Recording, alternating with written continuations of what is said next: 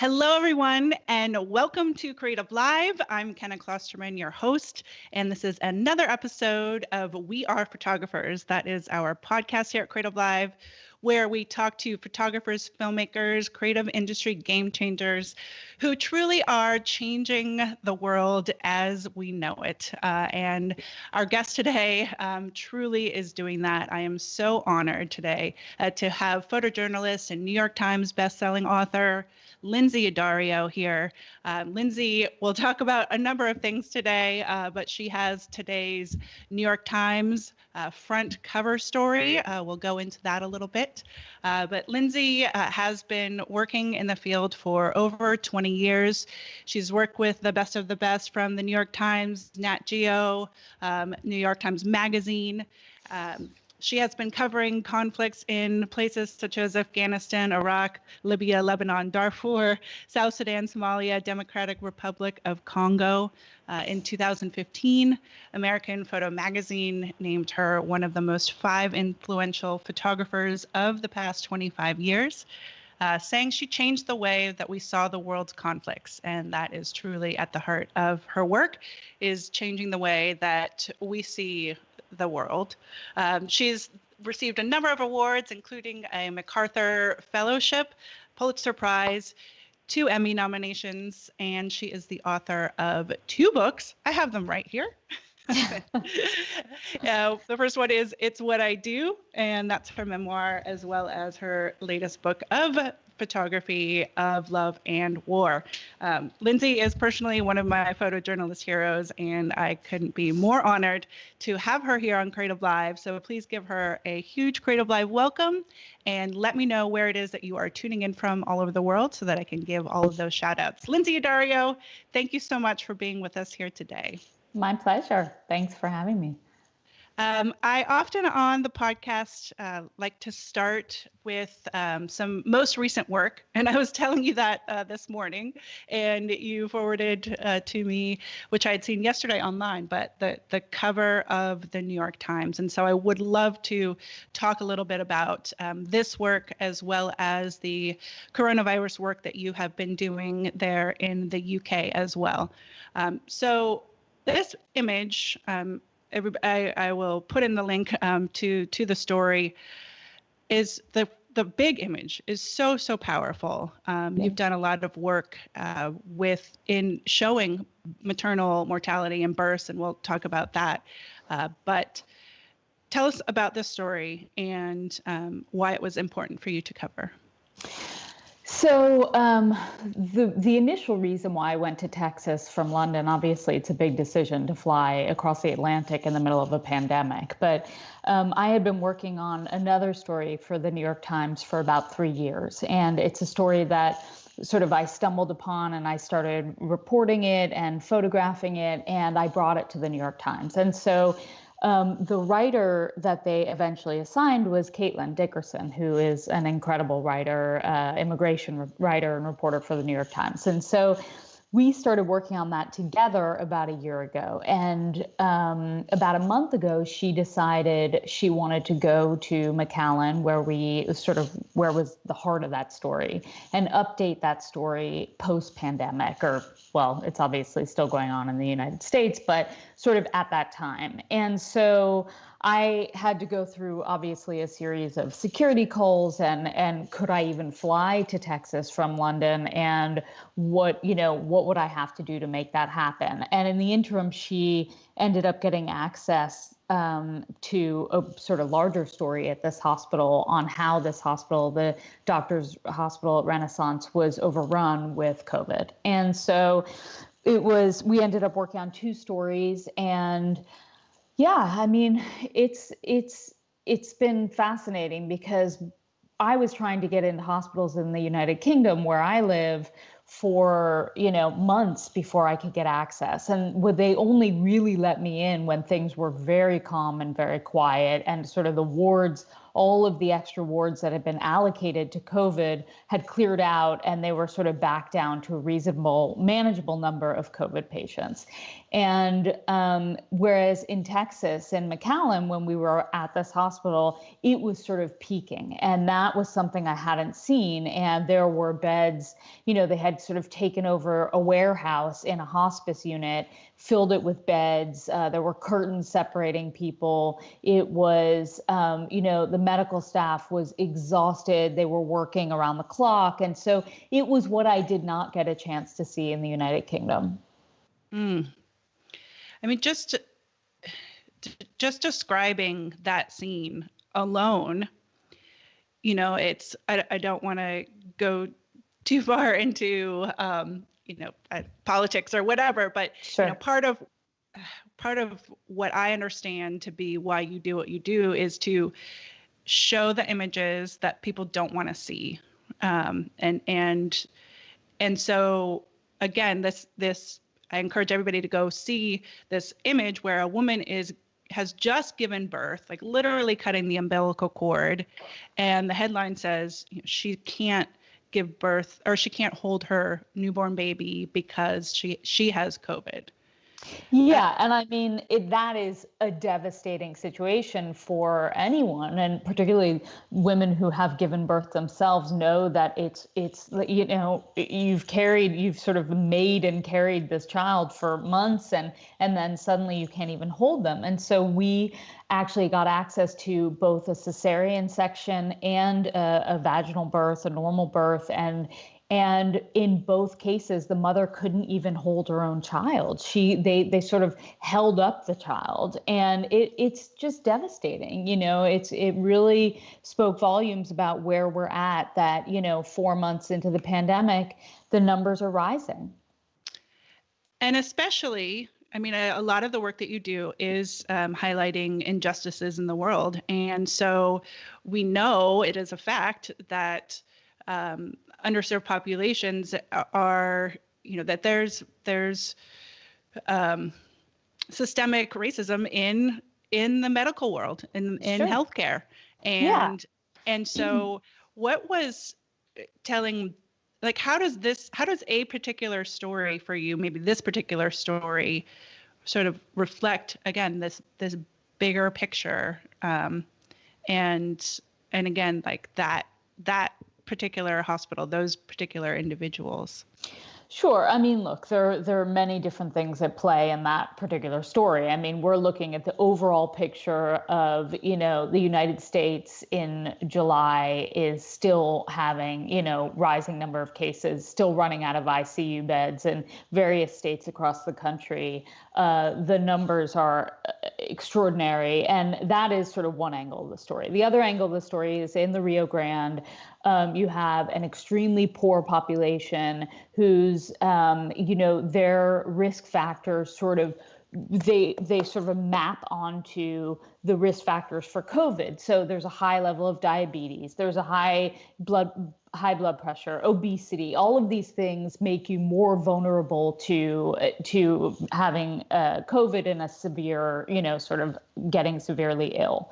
Also, there are a lot of undocumented people living in that area. It is right at the border with Mexico. And so many people don't have health insurance. And so there are so many different factors. And so that story for me was really important to do because I feel like it encapsulates so many of the different issues that we're talking about. We've seen the statistics that people of color are more likely to die from COVID. And so I think that also played into it. There's a large Latino population that lives there. And so these are all things that we looked at.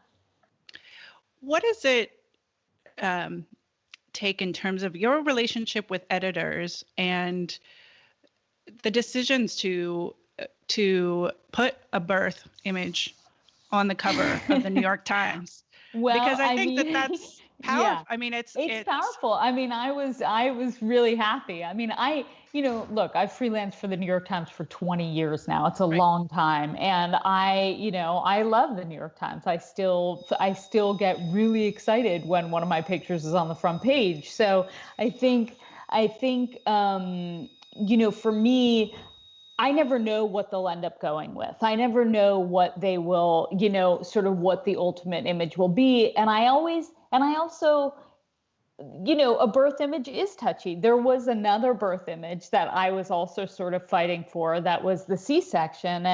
And I think it was a little graphic. And for me, I always look at birth as like, it's beautiful, it's extraordinary. It is like, we need to see this. And, I have to remember that I've seen so much in my life that most people haven't seen. So I don't think of something like that as graphic so much as being beautiful.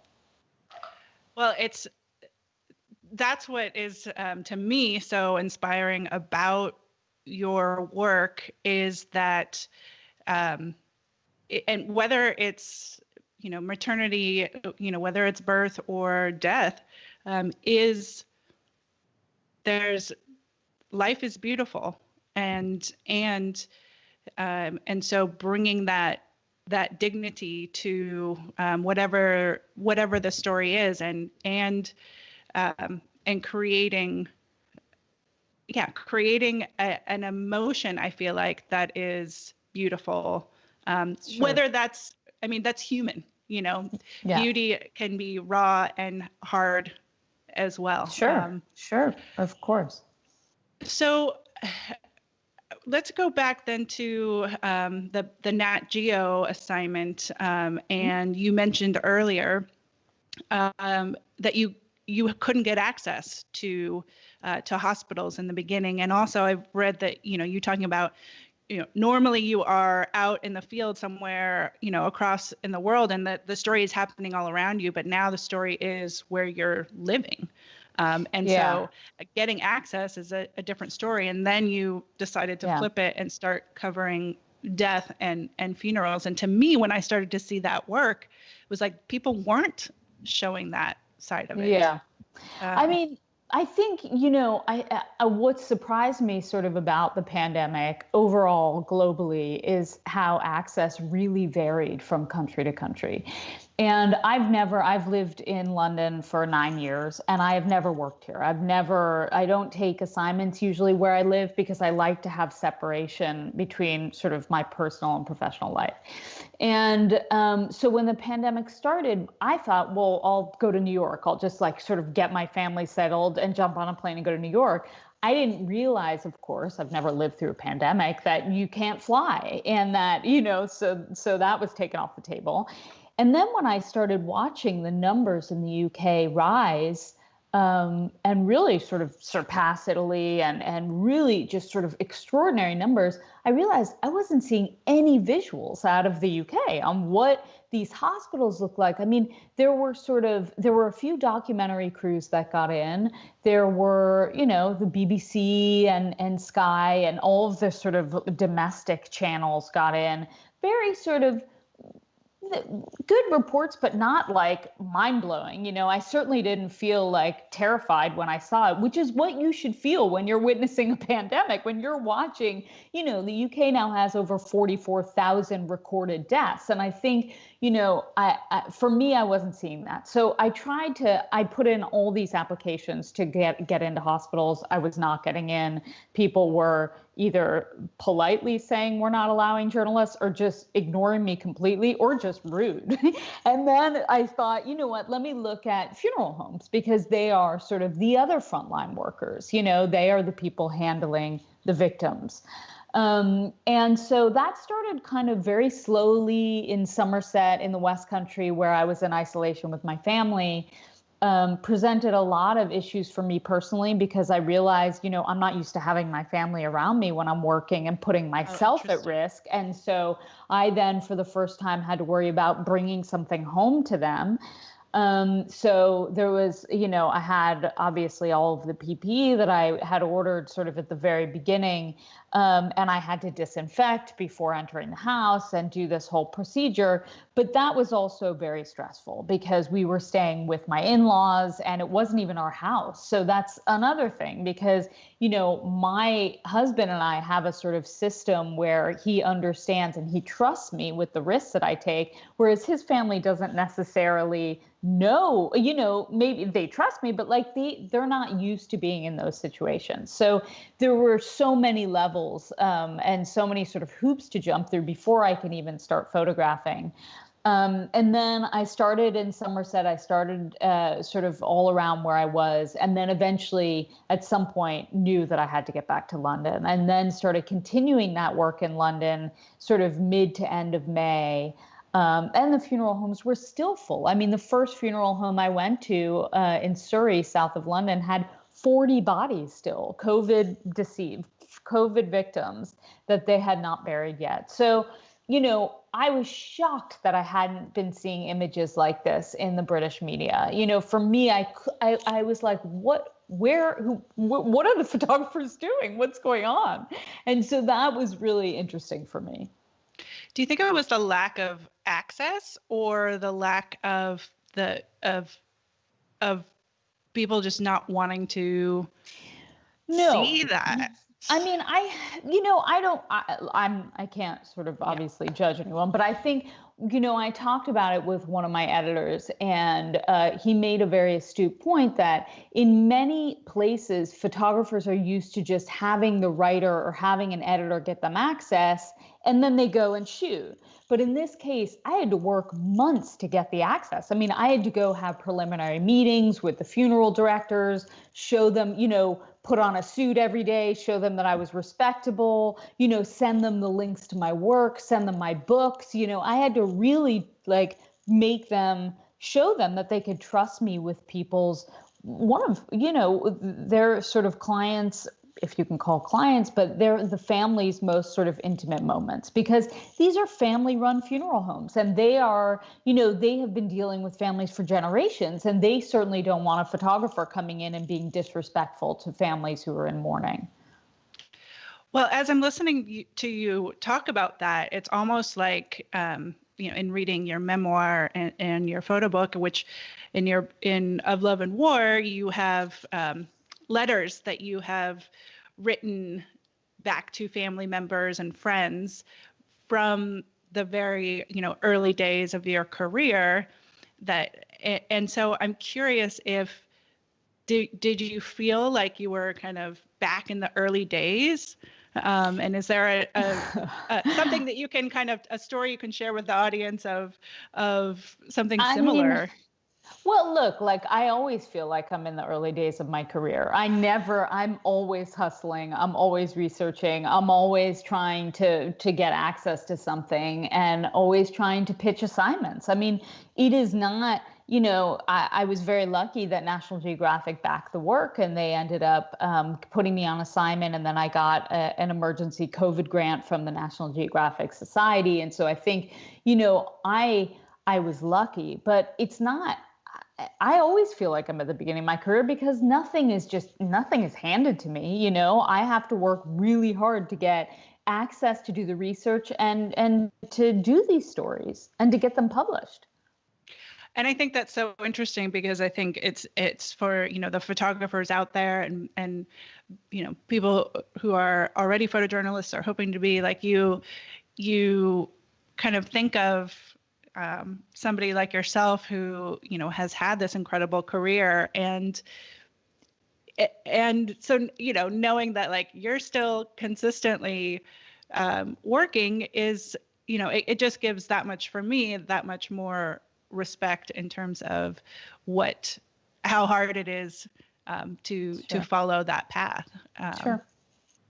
I'm curious if we can go back to some of those early times, and you have covered a lot of conflict, as we mentioned at the beginning, and anybody who is familiar with your work. And I'm wondering, there's a line in the book, the moment that I realized what was important to me in photojournalism was documenting injustice. Is that a moment that you can take people back to? In terms of how yeah.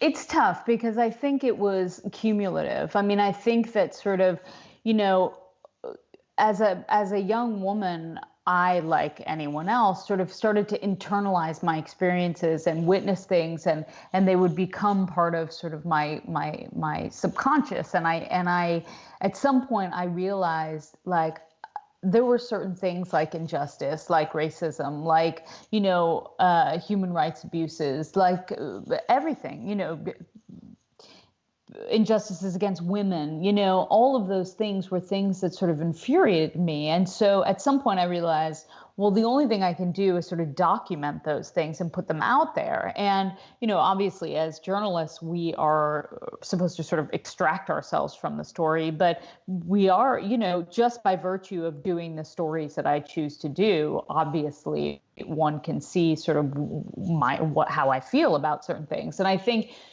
so going back, I sort of started my international career in Argentina, and I was looking at the mothers of the Plaza de Mayo, and they were sort of march and protest for their disappeared sons. That was 1996. And then going to Afghanistan when it was under the Taliban, and photographing women and just interviewing women about what were the things that really sort of, not only hurt them, but demoralize them. What were the worst things for them about living under the Taliban? Was it wearing a burqa, like we just assumed, or was it more that they couldn't be educated? They couldn't educate their daughters. They couldn't work, So all of these things sort of built together, how widows in India were ostracized and they were sort of pushed out of their homes when their husbands died.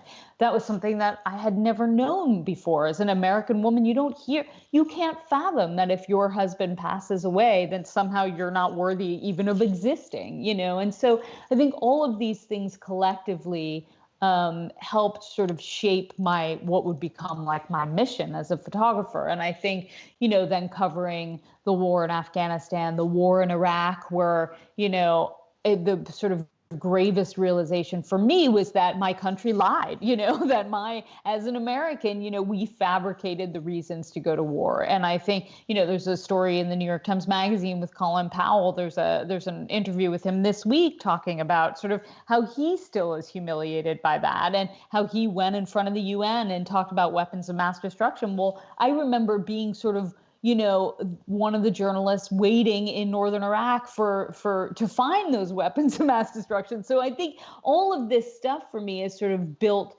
it's taken years to become the woman I am and the journalist that I am.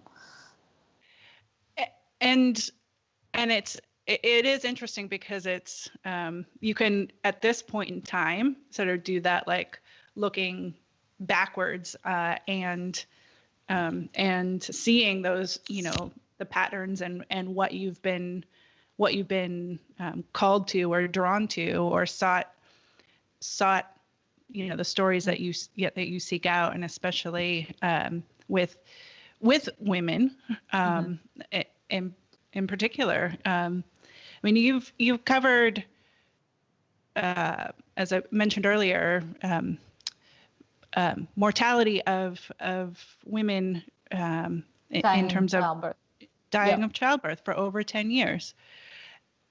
Have you seen, I mean, I can only imagine that you do the work because you want people to see it, you want people to make change. And can you tell us a little bit about that whole body of work and why it is something that you continue to tell? And again, it's like, sure, like you said, these things that we don't even know are happening in the world. Yeah, I mean, I guess maternal health is kind of, in that respect, is an easy, that's sort of an easy explanation, because people assume that childbirth is sort of, it's been going on since the beginning of time, and it's we take it for granted. Because most people don't know that when I started this work sort of in 2009, over 500,000 women a year were dying in childbirth. And so people never really talked about it because it's not a sexy topic. I mean, it's childbirth. And so, when I started learning that and I started researching more, I thought it coincided with when I was named a MacArthur Fellow. And that fellowship enabled me 4 years of just being able to work, without no strings attached, without worrying about, where I would get the money and who would publish it. And so I decided to sort of throw myself into that work first. And I went to Sierra Leone. And one of the first things I saw, literally one of the first hospitals I went to in the provinces, within the first day, a woman hemorrhaged in front of me on camera. And that, very luckily, Kira Pollack, who was the photo editor of Time magazine at the time, she published that work. She helped publish that work in 8 pages in Time magazine. One of the board members of Merck, the pharmaceutical company, saw that body of work and saw a video that I had made also sort of in real time documenting Mama Cisse passing away. And he just started showing it to all the board members at Merck. And they ended up starting Merck for Mothers based in part on that series and putting aside $500 million to fight maternal death. And I think for me, that was sort of, that gave me a confidence. I didn't even know that until a few years later. But when I did learn that, that sort of showed me, it is worth everything we put into these stories. If you can affect one person, if I as a photographer can educate one person, if I can help one person, that's enough for me. And that's amazing. I didn't know that part of the story in terms of Merck. Were there times where you weren't sure if it was enough for you? I mean, I guess I can answer my own question, but maybe people out there may not know some of your story where you were, kidnapped twice, many days in Libya. Libya was a low point. Can you describe that for people who aren't familiar? Oh my God. Or maybe not describe, so but I would say read my book. Yes, exactly. Detail. Exactly. I was covering the popular uprising in Libya for the New York Times. I had been working on the front line for about 3 weeks at that point. There was very, very heavy combat on the front line between the rebels in eastern Libya and Gaddafi's military coming in from the west. We would literally just stay in the middle of the battle, retreat at night to sleep in private residences that had sort of opened their homes up to the journalists because they were so grateful we were covering the uprising. And after a few weeks, I was going to pull back to Benghazi, which is eastern Libya, just to sleep, like to rest, because I had been sort of in the throes of very heavy combat for too long for me, my tolerance. And at that point, I was working with Tyler Hicks and Anthony Shadid and Stephen Farrell, all for the New York Times.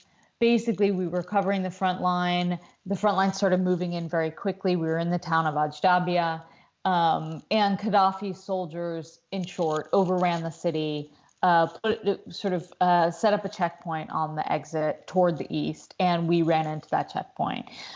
We were taken hostage, kept for a week, beaten, blindfolded, threatened with execution, put in jail, sort of paraded through the desert like medieval prisoners. And it was tough. It was very, very tough. But I think, that was a low point, but I never said I'm going to quit this work. It wasn't a point. I've never in my life thought I would walk away from what I do.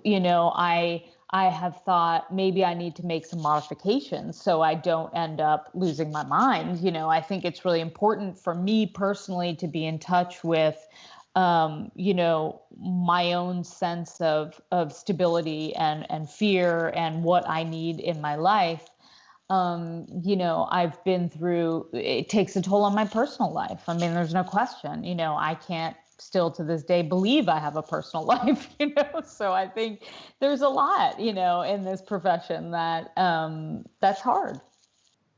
I'm curious if, you said, oh, that's boring when I asked you about it. I'm curious if it feels like when you're, a musician and you're asked to sing that same song over and over and over again. So for me, it's like I've told that story so many times, I never want to tell it again. But that was like a very, a 2-minute recap. So, but I think I believe for people, and again, yes, go read Lindsay's books.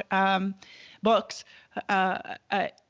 but it's just, to me, that story just, it really does encapsulate, this concept of the ultimate commitment to bring light to stories that other people, don't want to tell necessarily, or aren't willing to go to.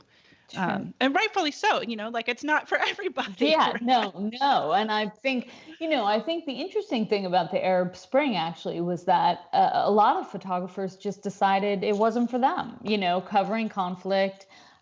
We had a lot of colleagues get killed during the Arab Spring, and I think a lot of photographers just stepped back and said enough. It's too selfish, and we put our families through too much, and rightly so. I mean, it is not for everyone, and it's not easy. Yeah, I mean, people may not know, again, that where you are right now quarantining from your family, as you did just fly, halfway across the world to do this story that we talked about at the beginning in Texas. And you talk to me about your husband, Paul, and the support, like you talk a lot about him in the book as well. And like, I want to give this man a hug. Like I mean, I know, what does it mean to have that support? Well, I have to say, most of my adult life until I met Paul, I sort of just assumed I would be single my whole life, because I had tried desperately to have love in my life. And I was sort of the ultimate romantic and thought, yes, I could run off to war, and yes, I'll come home and there will be a man waiting. And sure, I can leave him for 3 months sitting alone in my empty apartment in Istanbul. And of course, he'll be waiting for me. I mean, I don't know what I was thinking. That's obviously being young. But I think, when I met Paul, he was a journalist as well, and he was sort of equally dedicated to his career. So he wasn't threatened by my own work and my own passion for what I do. And I think that was a really fundamental thing that sort of enabled us to be together.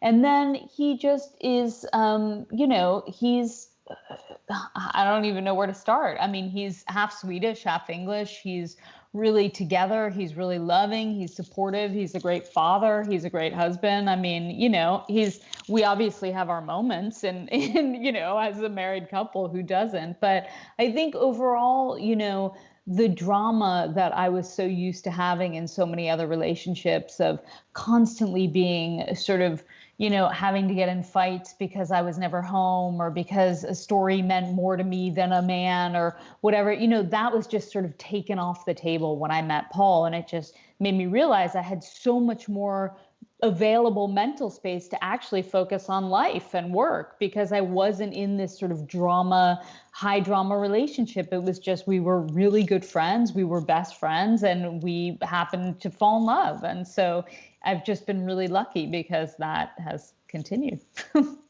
Well, I love reading about that part of the story. And it's, again, as a young, we look back at our time as younger women, and I'm a similar age as you. And so it's just very, I love reading about you and your family. And it's funny, because I remember when in 2015, when Warner Brothers optioned my memoir to become a movie, there, I was meeting with the producer, and I was meeting at that point with Jennifer Lawrence and Steven Spielberg and all these people. And I remember the producer was like, actually, all the women at Warner Brothers want to meet Paul. So funny. They were like, they want to know who this man is, and it was very funny. So, yeah.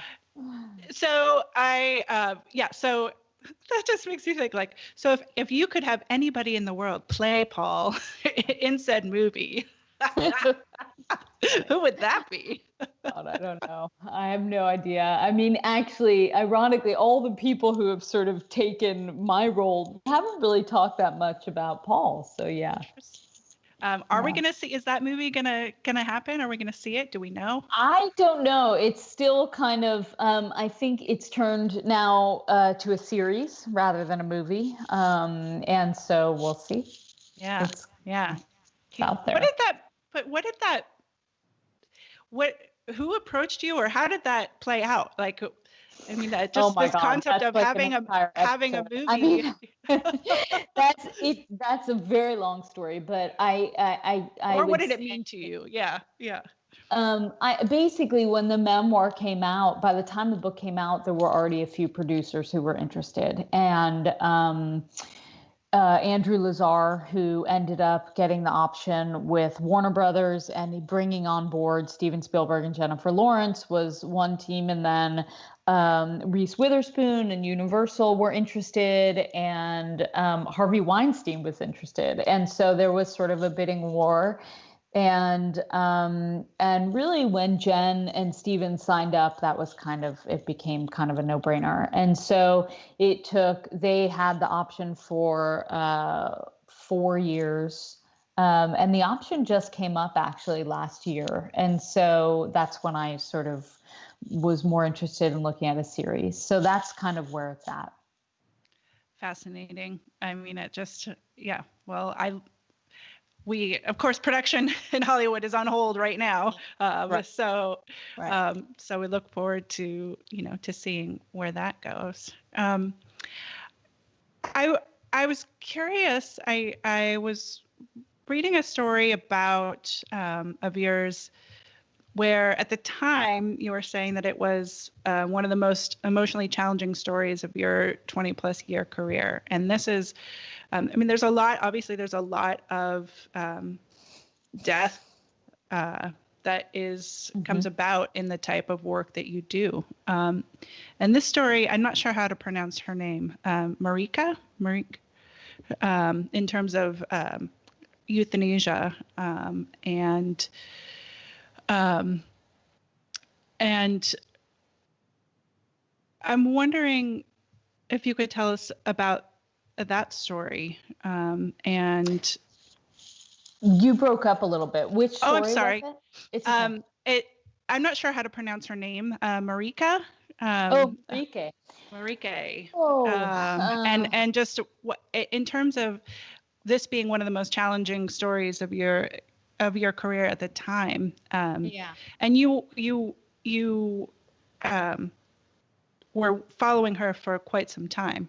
Is that correct? Yeah, I think what sort of set the story of Marika apart, there were a few things. I think, first of all, I ended up, when I met Marika, I had no idea where the story was going. I was assigned it for the New York Times.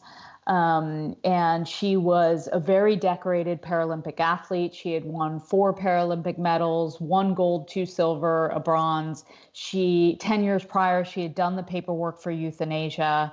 And because she had a degenerative muscular disease and it was getting progressively worse, and she lived in constant excruciating pain and had debilitating seizures and would vomit and pass out. And she lived in an assisted living complex in an apartment when I met her, and had just retired from professional sports. And so I didn't really know where the story was going, but the New York Times said, go meet her, let's just go with it for a while. And so I ended up spending almost 3 years with her. And really, she lived in Belgium, so I would take the Eurostar and go back and forth really often, actually, from London, and just hang out and really document her life. And the story for me as a photographer became about, what does someone's life look like in order to want to leave that life? Like, how bad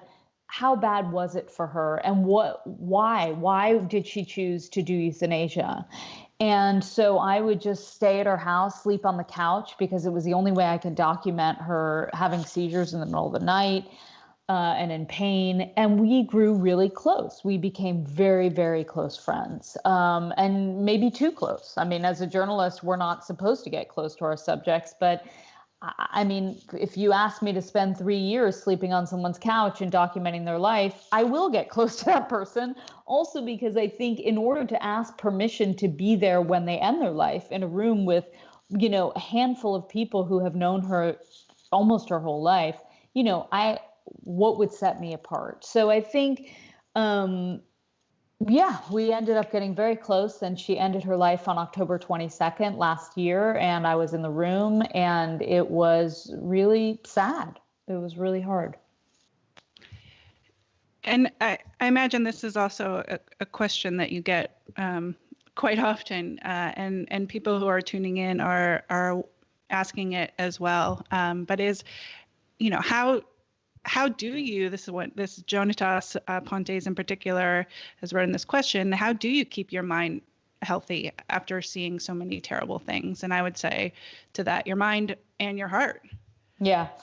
Well, I think there are a few things. It's a question I get pretty often. I think, first of all, we probably have to back up to my family, because I have like an extraordinary family. I have 3 older sisters, my parents, my mom, my dad, his husband, Bruce. I have my husband. I have my husband's family. Everyone in my life is incredibly supportive and empowered and like, they're just incredible. And so I think having that base of support and love and, to fall back on just gives me a strength that to witness what I do.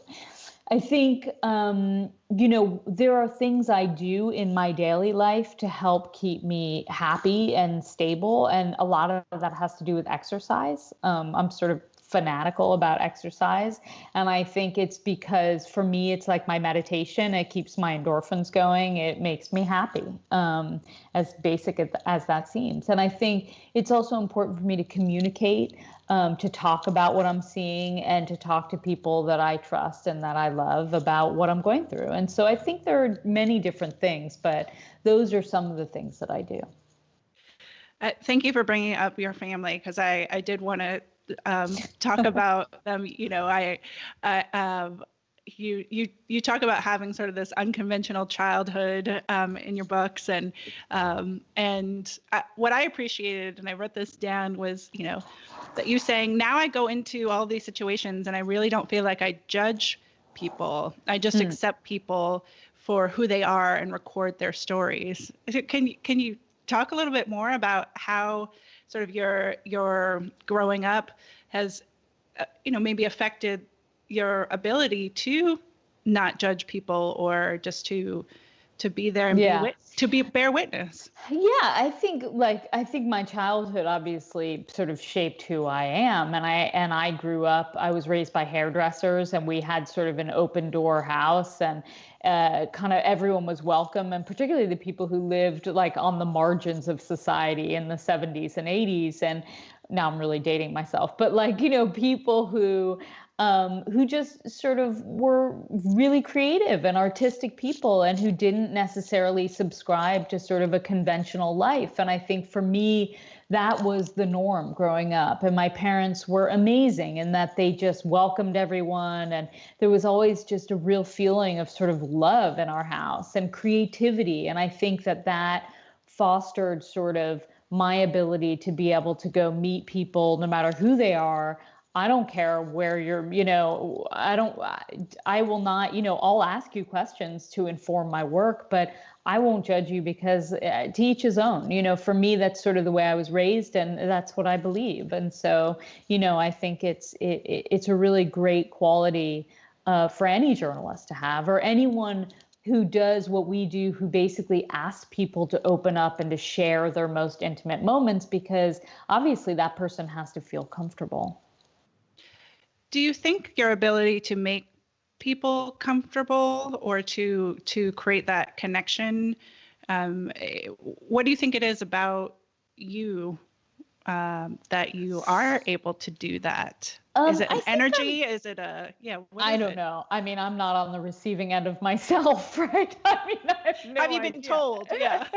I mean, I think probably because I'm pretty honest. I mean, I'm very straightforward, and I'm also really empathetic, and I really care, and I think people sense that, and I think people sense that it's not just about getting a good picture. It's about everything. It's about really trying to understand that person, understand what they're going through. I get really emotional when I'm shooting. If I spend a lot of time with someone, I'm crying with them, I'm laughing. I'm a very kind of, passionate person. And so I think that comes across, but I don't know ultimately what it is that makes people open up to me. You're Italian. I know.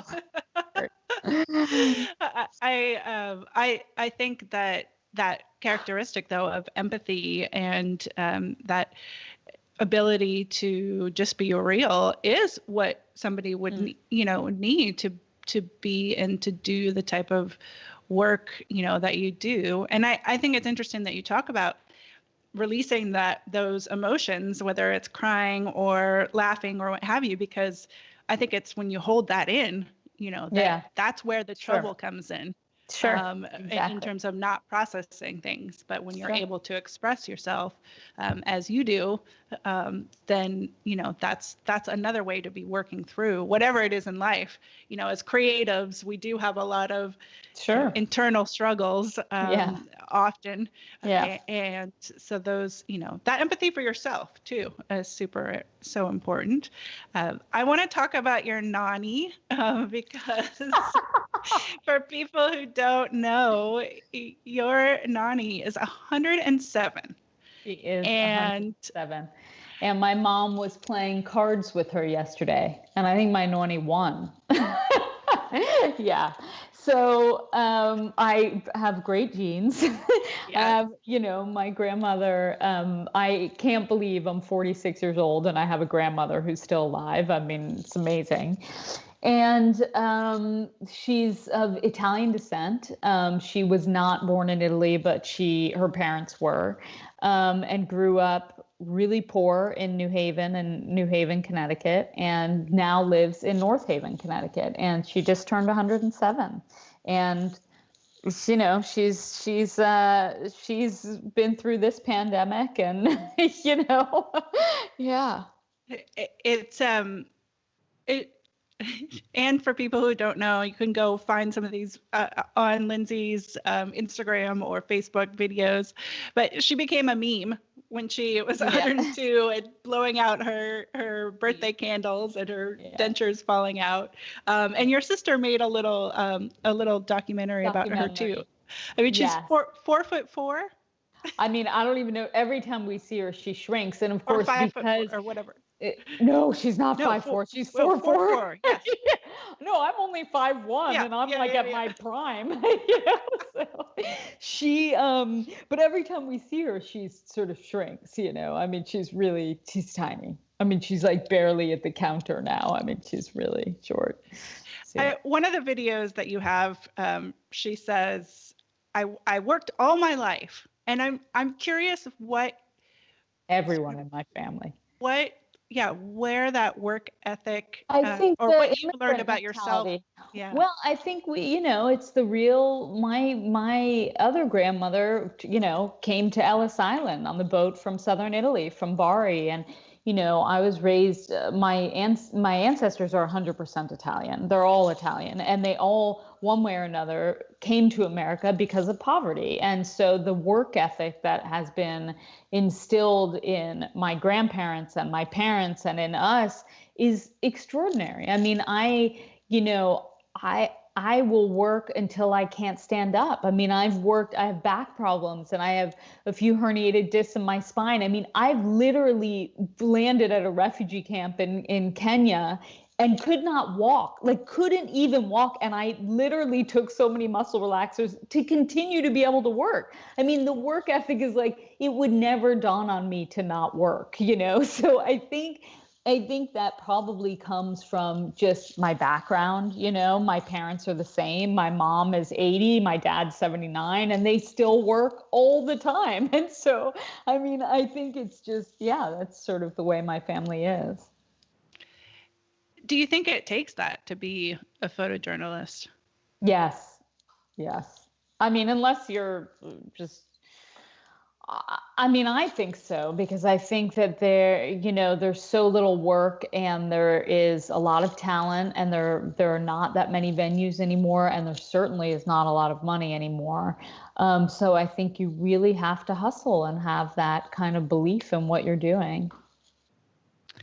I want to go back to this in a little bit of time that we have left. To your second book, of Love and War. I'm going to pull it up again. Showgirl for you.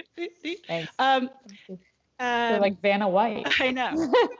I'm curious what you in the book is not only over 200 images from your career, but these notes and letters and journals and I'm curious if you could talk a little bit about what you learned about yourself through the process of putting this book together.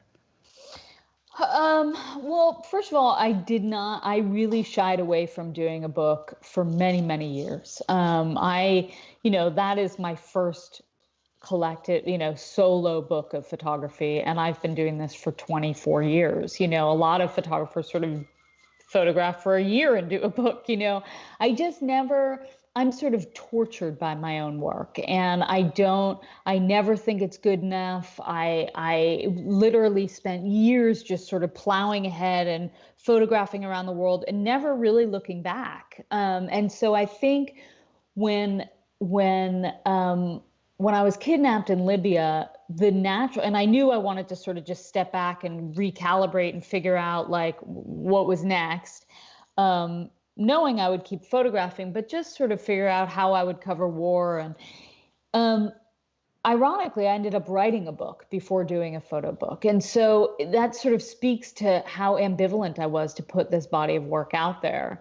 And so when I started thinking about actually doing a photo book, I worked with a book designer, Stuart Smith, who was amazing. He's in London. And I sort of just dumped like 10,000 images on him and was like, okay, what do you think? And then we went back and forth for about a year before I even sort of talked to Penguin about doing a book. And Anne Godoff, who's at Penguin Random House, and she had done my memoir. And so she was really emphatic about wanting to do the photo book and supporting that as well, which was incredible, of course, because a photo book is usually a project of love. But I also knew that it wasn't just going to be about photos, because for me, I'm not just a photographer, so I do a lot of reporting. I write a lot. For me, they go hand in hand. And so I did want to include sort of my growth, my mental growth, and what better way to do that than through personal letters, which are embarrassing at times and really kind of like, my God, I was so naive and so young and whatever. But that's part of the process. I think you have to have a little humility in this profession to be able to kind of move forward and to learn. And so I think that was a really important part of doing this book. Well, I think it's, first of all, for me, it's fascinating to hear you say you didn't think not thinking your work is good enough, or this, imposter syndrome, as, a lot of people call it, in terms of, why is it that I was talking to Christina Mittermeier, had her on the podcast, and, she as well was, saying, when she put together, one of her books and just saying like, I feel like they're going to figure me out, someone's going to figure me out, and it's like, yeah. Why do you think that is? I don't know. I don't know. I mean, I guess I just, we all have standards for ourselves, and I just never want to be that person who kind of just thinks I've gotten there and that my work is good enough. I just think that there's always room to be a better storyteller, and to be a better photographer. And so I guess I felt like when you stop and put images down in something so permanent as a book, what does that mean? And so I was hesitant about doing that. Now I've done it and I'm so happy I did that. And now I look forward again, Well, I think that's the thing is and you mentioned it in that, in the beginning of the book, is having the time to sit with the images, over time and see, what sticks for you. But I think those things can live together in terms of like always striving, for growth, but also, that stopping and reflecting on what you have accomplished. Sure. And so I'm wondering, I want to end on, there's this African proverb that I have, that I cut out of a magazine when I was there. And it says, the eyes never forget what the heart has seen. The eyes never forget what the heart has seen. And and it speaks to me as in terms of, looking at your work. And can you talk a little bit just more about your seeing with your heart and how that's, if you see that reflected in your work? I mean, I see everything with my heart. It's sort of what we talked about before, is that I feel very deeply what I'm shooting. I don't go into things just sort of stoically. That's just not who I am. I certainly, I always try to maintain my journalistic integrity and to cover everything the way, but I have feelings, and I have sort of a real sense in my soul when I see something, and I feel it, and I guess, I always see with my heart. Well, thank you. I just have to say thank you so much, Lindsay, for speaking to our audience. Before I read off some of the comments of where people have been tuning in from and where they are, I want to make sure everybody knows how to follow you, where to find you, where to find your books, and all of that. Of course, we'll have the links in the show notes, but where can people find you and follow you? I am on Instagram, so it's Lindsay Addario, LYNSEY ADDARIO. Same for Twitter, Lindsay Addario. And National Geographic, New York Times. Those are the two main, New York Times Magazine. Those are the clients that I usually work for. But I usually post everything on Instagram or Twitter. Awesome. I highly encourage anybody who is not yet following Lindsay to go do so. And Lindsay, I just want to give some shout outs to people who have been tuning in. We said Jennifer Rice says that your book was her motivation to sell everything in the U.S., get a one-way ticket to Europe, and roam around with my camera and carry on. I'm sure her parents love me. She says, so inspiring. Ellie Lenz in New York says that your work has inspired him for years. And we have Andrew, who's been watching from Atlanta, Nelk from the Netherlands. Sarah O'Neill says, what a genuine, compassionate, brave, and inspiring life you've experienced, Lindsay. Incredible. Ronit, who sang Shalom from Haifa, Israel. We have Elle in California, and on and on and on. We have Lithuania, Ottawa, Canada, Denmark, Shimla, India, South Africa. So amazing. So that's great. I just want to say thank you so much again for the work that you do and for joining us here today. I am just eternally grateful. As like I said, you're like my personal hero, and so thank you. having you on and inspiring our community is just very, very special. So, and congratulations again on today's New York Times cover. Thanks. Thank you so much. And so everybody, thank you again for tuning in. You can continue to see what's coming up next on CreativeLive, creativelive.com/TV.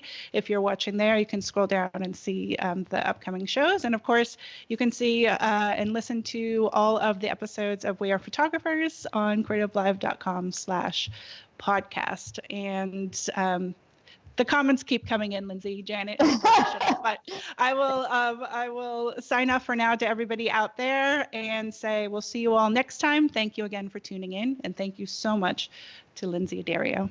Thank you.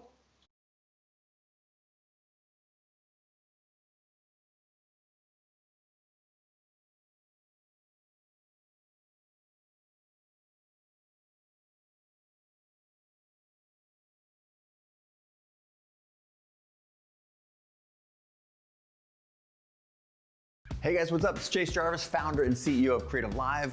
You all know that we have more than 2,000 classes and more than 10,000 hours of learning, inspirational, and motivational content on the platform. I'm super excited to announce a new experience on CreativeLive. It's called Fast Class. You've told us that you're busy and sometimes it's hard to dive into a full class from start to finish. So essentially, we're now giving you a shortened highlight version of our top CreativeLive classes. You can always dive into the full class with 5, 10, or 15 hours of great content. But now, if you're just looking to focus on a few of the highlights or want to be able to skip quickly to something that really interests you, you can now get a shortened fast class version of that class. We're also thinking this might be able to help you explore a new craft and save time while doing it. This is a great tool to curate your learning experience to help create the life that you seek. So you're probably thinking, great, how do I access this new experience on CreativeLive? That's easy. All you have to do is be a subscriber to the Creator Pass, and then all this is yours.